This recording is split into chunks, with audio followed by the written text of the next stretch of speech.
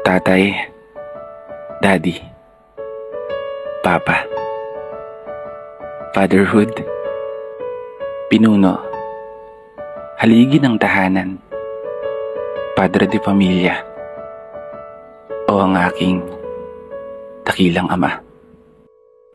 Ngayong araw na to, hayaan niyo po sana akong alayan ka ng isang munting tula na ituring yung pasasalamat para sa lahat ng hirap at sakripisyo na inyong ginawa para sa amin, para sa pamilya na pinakamamahal mo.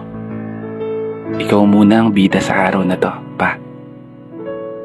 Kaya sana magustuhan mo. Walang iyakan, ha? Ready ka na? Alam mo ba yung pinakalubos na pinagmamalaki ko sa buhay ko? Yun yung naging ama kita. Naging tatay kita.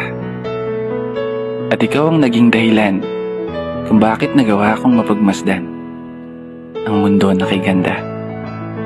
Taong nagturo, gumabay, nagpaalala na dapat palaging tatagan ng mga paa, na kung saan man dalhin ng paglalakbay ay palaging baunin ng dugong nananalaytay. Tapang na iyong binigay, mga aral na ipinasa sa aking mga kamay, mga payo na kung anumang pagsubok ang dumating, ay wag na wag kang bibigay, wag na wag kang magpapadalo, hanggang sa maabot mo ang tagumpay. Papa, Tatay, maraming salamat sa iyo. Hindi ko magagawa lahat ng ito kung hindi dahil sa iyo.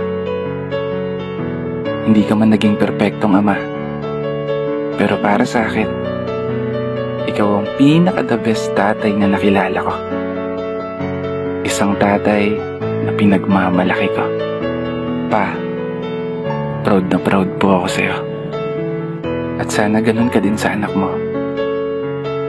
Pangako, gagawin ko ang lahat ng makakaya ko. Masigurado ko lang maibigay yung masaganang buhay na pinapangarap mo. Hindi ko man ito madalas sabihin, pero sobrang mahal na mahal kita. Wala akong ibang hangad kundi ang makita kayong masaya. Maraming salamat sa lahat, ha. Happy Father's Day, Pa. Dito na nagtatapos. Kaya isang pagpupugay para sa lahat ng mga tatay na patuloy sumasabay sa hamon ng buhay. Ako nga po pala si Brother Matt, at ito ang aking munting tula. Sana po nagustuhan niyo. Happy Father's Day po sa lahat ng tatay sa buong mundo.